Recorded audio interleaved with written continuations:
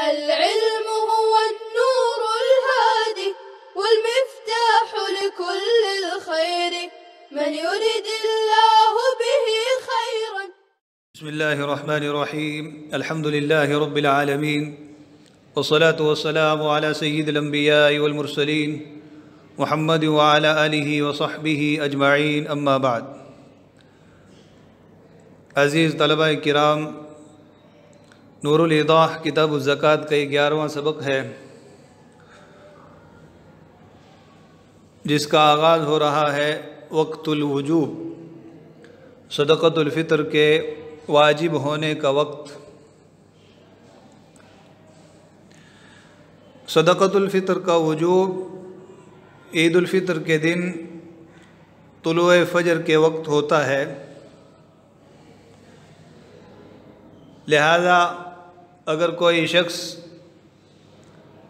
ईद उल फ़ितर के दिन तुलुए फ़जर से पहले इंतकाल कर गया, रमज़ान में मर गया, या ईद की रात में सुबह सादिक से पहले दुनिया से चला गया, तो उस पर सदक़तुल फ़ितर वाजिब नहीं होगा।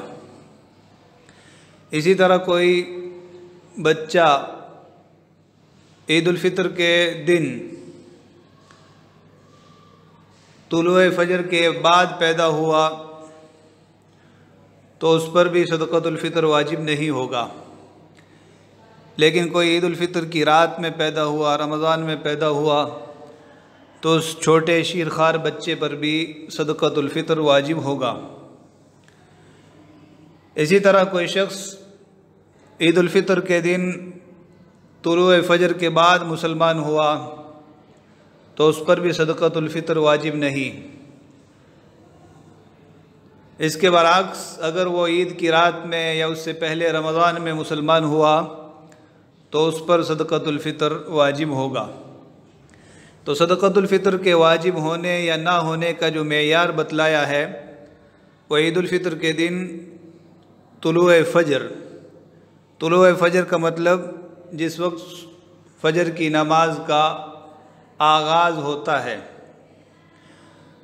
उस वक्त जो शख्स ज़िंदा है, मौजूद है, मुसलमान है, उस पर सदक़तुल फ़ितर वाजिब होगा। और जो मर चुका है या काफिर है या पैदा नहीं हुआ, तो उस पर सदक़तुल फ़ितर वाजिब नहीं होगा। यहीं से आप इस मसले को भी समझ सकते हैं कि अगर माँ के पेट में कोई बच्चा परवान चढ़ रहा है और ईद उल फ़ितर की सुबह सादिक हो गई, तो पेट में परवान चढ़ते बच्चे पर भी सदक़तुल फ़ितर वाजिब नहीं। फरमाते हैं तजीब सदक़तुल फ़ित्री बितुलूइल फ़जरी मिन यौमि ईद उल फ़ित्री। ईद उल फ़ितर के दिन फ़जर के तुलू से, सुबह सादिक के तुलू से सदक़तुल फ़ितर वाजिब होता है। फ़ला तजीब अला मम माता क़ब्लहु, लिहाजा उस शख्स पर सदक़तुल फ़ितर वाजिब नहीं होगा जो तुलुए फ़जर से पहले मर गया। वाला तजीब अला मन वुलिदा औ अस्लम बादहु, और ना उस पर वाजिब होगा जो तुलुए फ़जर के बाद पैदा हुआ या तुलुए फ़जर के बाद मुसलमान हुआ। यह तो वजूब का वक्त है। अब मुस्तहब वक्त कब है और निकालने के लिए जवाज़ का वक्त कब तक है, उसको वाज़ेह फरमा रहे हैं। तो मुस्तहब और बेहतर ये है कि तुलुए फ़जर के बाद नमाज ईद के लिए निकलने से पहले पहले सदक़तुल फ़ितर अदा कर दे। तो ईद के दिन ईदगाह जाने से पहले पहले सदक़तुल फ़ितर को अदा कर देना ये मंदूब है, मुस्तहब है। बल्कि बाज़ उलमा ने कहा है कि ईद उल फ़ितर से चंद दिन पहले निकालना बेहतर है, इसलिए कि सदक़तुल फ़ितर का जो मकसद है वो गरीबों और नादारों को ईद की खुशी में शरीक करना है, ईद की खुशी फ़राहम करना है, उन्हें ईद की खुशी मनाने का मौका देना है। लिहाजा बेहतर ये है कि ईद से चंद दिन पहले ही सदक़तुल फ़ितर अदा कर दिया जाए। वयुंदबु इखराजुहा क़ब्ल सलातिल ईदी बाद तुलूइल फ़ज्र, और तुलूए फ़ज्र के बाद नमाज ईद से पहले सदक़तुल फ़ितर का निकालना मंदूब है, मुस्तहब है। मंदूब मुस्तहब होना, पसंदीदा होना। कब तक मुक़द्दम करना दुरुस्त है? तो 1 दिन 2 दिन मुक़द्दम करना दुरुस्त है, और उससे पहले रमज़ान भर में भी दे सकते हैं। बल्कि बाद अक़वाल ये हैं कि रमज़ान से भी पहले, बल्कि 1 साल 2 साल पेशगी, बल्कि 10 साल पेशगी भी दे दिया जाए तो दुरुस्त है। लेकिन बेहतर वही है, और शरीयत का जो मिजाज है और सदक़तुल फ़ितर का जो मकसद है उससे जो बेहतर मालूम होता है वो ये है कि ईद उल फ़ितर से कुछ दिन पहले रमज़ान में ही सदक़तुल फ़ितर अदा कर दिया जाए, ताकि गरीब और नादार लोग ईद उल फ़ितर की खुशियों में शरीक हो सकें, अपने लिए खाने पीने और कपड़े वगैरह का बंदोबस्त कर सकें। वयसिह तक़दीमुहा अला यौमिल फ़ित्र बियौमिन औ यौमैन, और सदक़तुल फ़ितर की अदायगी को ईद उल फ़ितर से 1-2 दिन पहले करना, 1-2 दिन पहले अदा करना दुरुस्त है।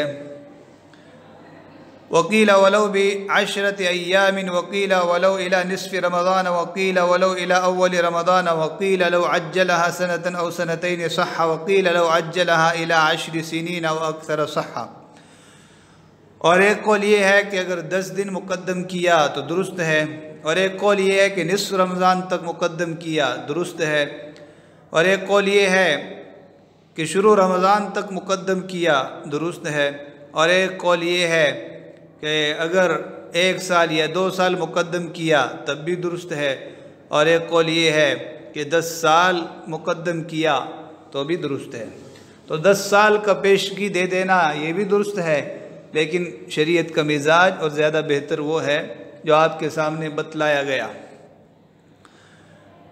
अब मसला ये रहता है कि किसी ने मुक़द्दम भी नहीं किया, और सदक़तुल फ़ितर के निकालने का जो मुस्तहब वक्त था तुलूए फ़ज्र के बाद ईद की नमाज पढ़ने से पहले, उस वक्त में भी नहीं निकाला, मुअख्खर कर दिया, तो क्या साक़ित हो जाएगा? तो फरमा रहे हैं कि ताख़ीर करने से साक़ित नहीं होगा, गरचे ताख़ीर बहुत लंबी हो जाए। अगले साल का रमज़ान आ गया, अभी तक पिछले साल का सदक़तुल फ़ितर अदा नहीं किया, साक़ित नहीं होगा। गरचे ताख़ीर करने से वो गुनाहगार होगा, उसने दुरुस्त नहीं किया, लेकिन अगर मुअख्खर हो गया तो तब भी साक़ित नहीं होगा, बल्कि उसे अदा करना ही पड़ेगा। वला तस्क़ुतु बित्ताख़ीरी व इन ताला, और ताख़ीर करने से सदक़तुल फ़ितर साक़ित नहीं होगा, माफ़ नहीं होगा, गरचे ताख़ीर कितनी ही तवील हो जाए। वलाकिन्नहु मुसीउन बित्ताख़ीर, लेकिन ताख़ीर करने से, मुअख्खर करने से वो गलत करने वाला होगा, बुरा करने वाला होगा, गुनाहगार होगा। मुसी गलत करने वाला, गुनाहगार। अब आगे ये बतला रहे कि किन किन असनाफ से सदक़तुल फ़ितर निकालना दुरुस्त है। तो नबी करीम अलैहिस्सलातु वस्सलाम की अहादीस तय्यबा में 4 असनाफ से सदक़तुल फ़ितर निकालने का हुक्म दिया गया है। तो ये जो 4 चीज़ें हैं ये मनसूस हो गई, यानी इस पर शरीयत की नस वारिद हो गई। आप अलैहिस्सलातु वस्सलाम ने नाम लेकर 4 चीज़ों से सदक़तुल फ़ितर के निकालने का हुक्म दिया। तो ये 4 चीज़ें मनसूस हो गई। उनमें से सबसे पहली चीज़ है बुर यानी गेहूँ। गेहूँ से सदक़तुल फ़ितर निकालने का हदीस पाक में तज़किरा है। इसी तरह तम्र, खजूर। तीसरे नंबर पर शईर है, जौ, और चौथे नंबर पर ज़बीब यानी किशमिश। गेहूँ, खजूर, जौ और किशमिश, ये 4 चीज़ें मनसूस हैं। हदीस पाक में इन 4 चीज़ों से सदक़तुल फ़ितर निकालने का हुक्म दिया गया है। नाम लेकर इन चीज़ों से सदक़तुल फ़ितर निकालने की बात कही गई है। तो ये चीज़ें तो हो गई मनसूस। अब अगर इन 4 चीज़ों के अलावा कोई किसी दूसरी चीज़ से सदक़तुल फ़ितर निकालना चाहे, किसी का कोई और कारोबार है, कपड़े का कारोबार है, रुई का कारोबार है, लोहे का या किसी भी किस्म का कारोबार है, तो उस चीज़ से अगर सदक़तुल फ़ितर निकालना चाहे तो अब उसके लिए ज़रूरी होगा कि इन 4 चीज़ों में से किसी एक की कीमत का एतबार कर ले।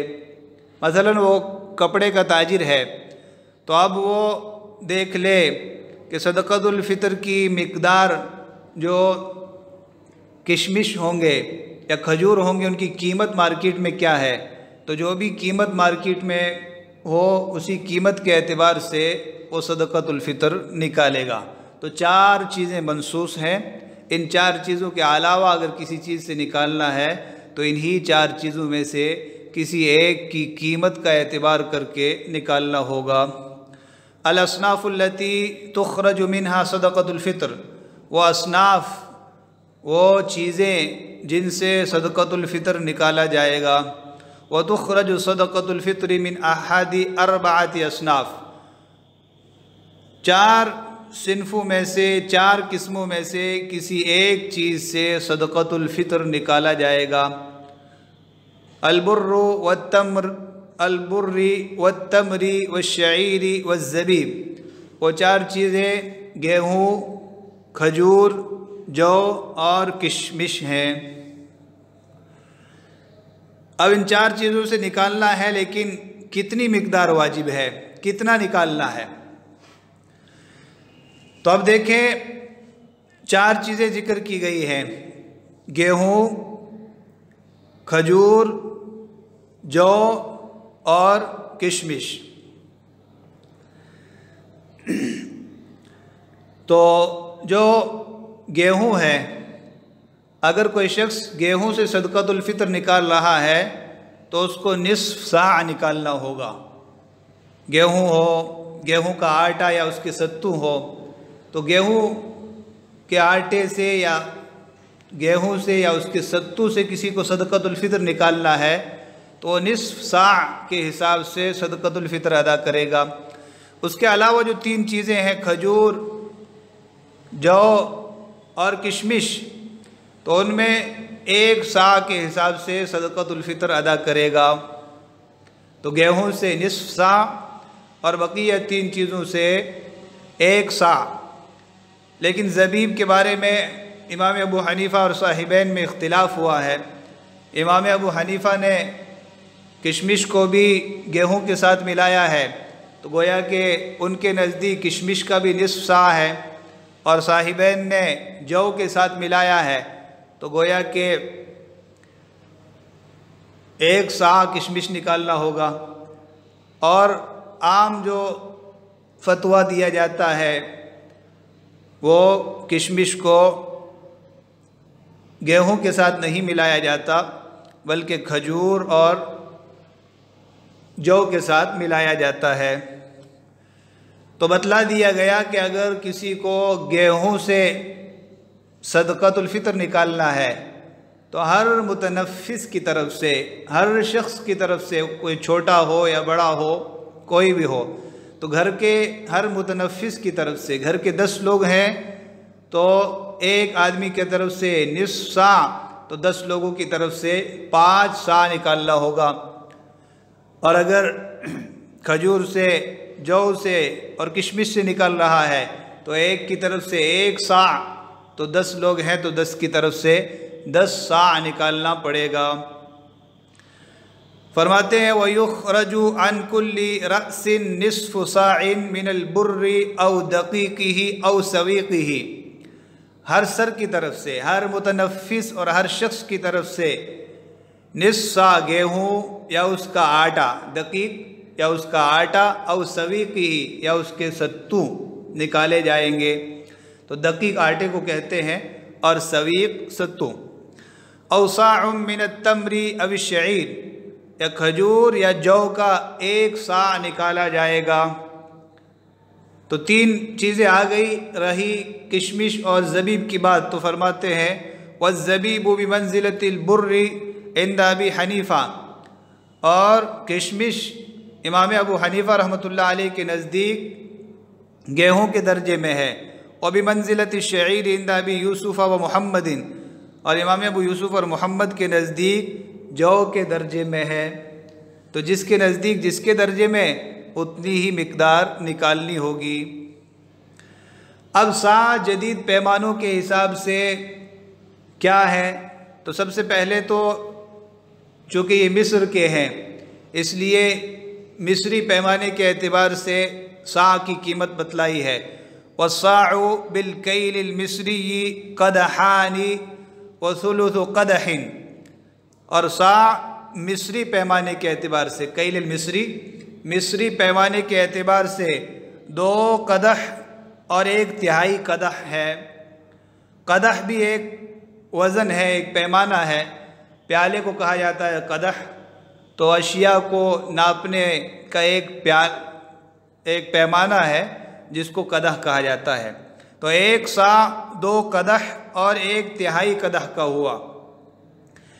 तो फिर अगर निस्फ़ सा पे आएंगे तो 1 क़दह और 1/3 क़दह का निस्फ़, ये मिस्री एतबार से है।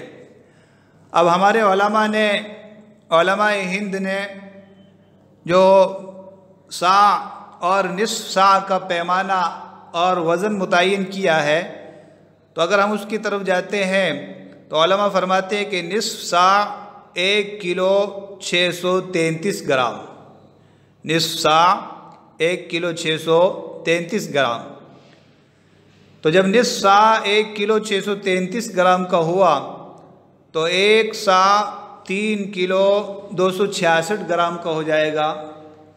1 किलो 633 का डबल 3 किलो 266 ग्राम। तो ये निस्फ़ सा और 1 सा की मिक़दार बतलाई गई है। बाकी उलमा के पैमानों में इख्तिलाफ़ भी हुआ है। मौलाना अब्दुल हई फ़रंगी महल्ली रहिमहुल्लाह, इसी तरह मुफ्ती रशीद लुधियानवी रहिमहुल्लाह, और भी मुख्तलिफ़ उलमा ने जो औज़ान मुकर्रर किए हैं, पैमाइश की है, उनमें थोड़ा बहुत इख्तिलाफ़ हुआ है। लेकिन अमूमन हिंदू पाक में जो फतवा दिया जाता है वो मुफ्ती शफ़ी उस्मानी रहिमहुल्लाह और उनके साथ जो उलमा थे उनकी तहक़ीक़ के मुताबिक दिया जाता है। तो इसको यूँ भी कह दिया जाता है कि जो निस्फ़ सा है वो 1.25 किलो है। 1 किलो 633 ग्राम, तो उसको यूँ भी ताबीर किया जाता है 1.25 किलो निस्फ़ सा, और 1 सा 3.5 किलो, 1.25 किलो और 3.5 किलो। ये एहतियाती वज़न को भी सामने रख कर कीमत बतलाई गई है। बाकी उलमा ने इसकी दूसरी ताबीर भी फरमाई है। मसलन यूँ कि निस्फ़ सा 1 किलो 574 ग्राम 646 मिलीग्राम, और 1 सा 3 किलो 149 ग्राम 280 मिलीग्राम। लेकिन एहतियाती कीमत को सामने रख कर, एहतियाती वज़न को सामने रख कर यूँ कहा जाता है कि 1.25 किलो गेहूँ सदक़तुल फ़ितर निकालने होंगे, या 3.5 किलो खजूर, किशमिश और जौ निकालने होंगे। तो ये पैमाना है शरीयत में। तो हम जिसके एतबार से निकाल रहे हैं उसी एतबार से हम देख लें कि अगर गेहूँ निकाल रहे हैं तो 1.25 किलो, और अगर जौ से, खजूर से और किशमिश से निकाल रहे हैं तो 3.5 किलो। तो निस्फ़ सा 1 किलो 633 ग्राम और 1 सा 3 किलो 266 ग्राम, जो कि अमूमन हिंदू पाक में चलता है, और इसी के मुताबिक लोगों को सदक़तुल फ़ितर की मिक़दार बतलाई जाती है। आगे लिख रहे हैं कि वह यजूज़ु इख़राजुल क़ीमा। अब ये 4 चीज़ें जो मनसूस हैं, इनमें से किसी एक जिन्स के ज़रिए भी सदक़तुल फ़ितर निकालना दुरुस्त है, और अगर इन जिन्सों से ना निकाला जाए बल्कि उसकी कीमत से निकाला जाए, मसलन 1.25 किलो गेहूं की कीमत मार्केट में पूछ ली जाए तो जो भी कीमत हो उसके हिसाब से निकाला जाए, खजूर या किशमिश की कीमत मालूम करके उसके हिसाब से सदक़तुल फ़ितर निकाला जाए, तो फरमाया कि जायज़ है, कीमत निकालना जायज़ है। वफ़ी ज़हीरियत अन्नल फ़तवा अला अन्न इख़राज क़ीमत अफ़दल, फ़तावा ज़हीरिया में है कि फ़तवा इस बात पर है कि कीमत निकालना ज़्यादा बेहतर है। असल में शरीयत का जो मिजाज है, शरीयत की जो मंशा है, उसको पेश नज़र रख कर ये बात कही गई है कि कीमत निकालना ज़्यादा बेहतर है। इसलिए कि अगर ये अजनास इनमें से कोई एक फ़कीर को दी और उसको उसकी ज़रूरत ना हो तो उसका कोई फ़ायदा ना हुआ, और अगर कीमत दे दी जाए तो चूँकि कीमत के ज़रिए वो अपनी ज़रूरत और अपनी पसंद की कोई भी चीज़ ख़रीद सकता है, इसलिए कीमत के ज़रिए सदका निकालना ये ज़्यादा बेहतर है। अब किसके ज़रिए निकाली जाए, गेहूं के ज़रिए जो या किशमिश के ज़रिए, किसके ज़रिए निकाली जाए? तो हमारे यहाँ एक जो गलत रस्म चली हुई है, एक जो गलत रवाज चला हुआ है, वो ये है कि सारे के सारे लोग चाहे कितने मालदार हो, चाहे कितने कम दर्जे के मालदार हो, तो सारे लोग 1.25 किलो के हिसाब से 40-50 रुपये अपने यहाँ सदक़तुल फ़ितर निकाल लेते हैं। लेकिन ये तर्ज़ अमल दुरुस्त नहीं है। वल इब्रतु बिमा हुवा अक्सर नफ़अन लिल फ़कीर, सबसे पहली बात तो ये है कि उसके एतबार से निकालनी चाहिए जो फ़कीर के लिए ज़्यादा नफ़ा बख्श हो। नबी करीम सल्लल्लाहु अलैहि वसल्लम के अहद मुबारक में हिजाज़ मुक़द्दस में, मदीना मुनव्वरा में सबसे कीमती चीज़ गेहूँ थी, इसलिए कि गेहूँ हिजाज़ में पैदा नहीं होते, शाम या यमन से इंपोर्ट किए जाते हैं। तो बाहर से मंगवाई जाने वाली चीज़, इंपोर्ट की जाने वाली चीज़ अमूमन महंगी होती है, तो सबसे महंगी चीज़ वहाँ पर गेहूँ थी, इसलिए उसकी मिकदार भी दूसरों के बिलमुकाबिल कम रखी गई। लेकिन अगर हम आज की मार्केट में देखें, गेहूँ की कीमत को देखें और खजूर और किशमिश की कीमत को देखें, तो हमें बहुत ज़्यादा फ़र्क दिखेगा। तो मिजाज नबूवत, मंशाए शरीयत को देखते हुए जो लोग साहिब सरवत हैं, बड़े ताजिर हैं, मालदार हैं, उनको खजूर और किशमिश की कीमत के हिसाब से एक सा की कीमत निकालना चाहिए, 500-600 रुपये, 700 रुपये, तो तब फ़कीर का भी कुछ काम बनेगा और ईद की खुशियों में वो शरीक होगा। अगर बड़े बड़े मालदार और बड़े ताजिर किस्म के लोग 1.25 किलो की कीमत जो देंगे 40-50 रुपये, तो उसमें फ़कीरों का क्या फ़ायदा है। इसलिए मौलाना खालिद सैफुल्लाह रहमानी दामत बरकातुहू ने लिखा है कि जो साहिब सरवत और बड़े ताजिर हैं वो खजूर और किशमिश की कीमत से सदक़तुल फ़ितर अदा करें, और जो माशी एतबार से उनसे ज़रा कम दर्जे के हैं वो 3.5 किलो के लिहाज से सदक़तुल फ़ितर अदा करें, और जो माशी एतबार से और कम है, सिर्फ साहिब निसाब हैं, तो ऐसे कम दर्जे के लोगों के लिए 1.25 किलो गेहूं की कीमत से निकालना दुरुस्त है। लेकिन ऊपर से लेकर नीचे तक सारे लोगों को एक ही कीमत बतलाना ये दुरुस्त नहीं है। अमूमन जब ईद उल फितर के अय्याम करीब आते हैं तो मस्जिदों के बोर्ड पे और आम खुतबा और उलमा तकरीरों में जो बतलाते हैं वो यही 1.25 किलो बतलाते हैं। तो ये जो तरीका चल गया है ये ज़्यादा दुरुस्त नहीं है। पूरी तफसील बतलानी चाहिए और ये तरगीब देनी चाहिए कि जो लोग साहिब हैसियत हैं वो किशमिश और खजूर के हिसाब से सदक़तुल फ़ितर निकाले, ताकि 500-700 रुपये किसी फ़कीर को मिले तो वो ईद की खुशियों में शरीक हो सके, वो अपने खाने पीने और कपड़े का बंदोबस्त कर सके। सिर्फ 50 रुपये से आज की डेट में क्या होगा। इसलिए हमें इसकी तरफ तवज्जो देनी चाहिए, शरीयत के मिजाज और मंशा को समझना चाहिए। यही उन्होंने आखिर में कहा, वल इबरतु बिमा हुवा अक्सर नफ़अन लिल फ़कीर, उसका एतबार होगा जो फ़कीर के लिए ज़्यादा नफ़ा बख्श हो।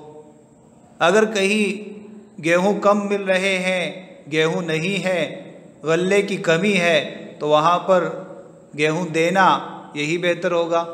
लेकिन जहाँ पर सारी चीज़ें वाफिर मिकदार में मिलती हैं वहाँ सबसे बेहतर ये है कि कीमत दी जाए, और कीमत देने में भी लोग अपने अपने मुस्तवा को और अपने अपने मेयार को देखें। अमीर कबीर किस्म के लोग किशमिश और खजूर के हिसाब से कीमत दें और कम दर्जे के लोग गेहूं के हिसाब से। अल्लाह रब्बुल इज़्ज़त समझने की और अमल की तौफीक दे। वसल्लल्लाहु वसल्लम अला नबीना मुहम्मद व अला आलिहि व सहबिहि अजमईन। السلام عليكم. لا تنسوا الإعجاب بالفيديو والاشتراك في القناة تشجيعا لنا لنستمر بنشر المزيد إن شاء الله.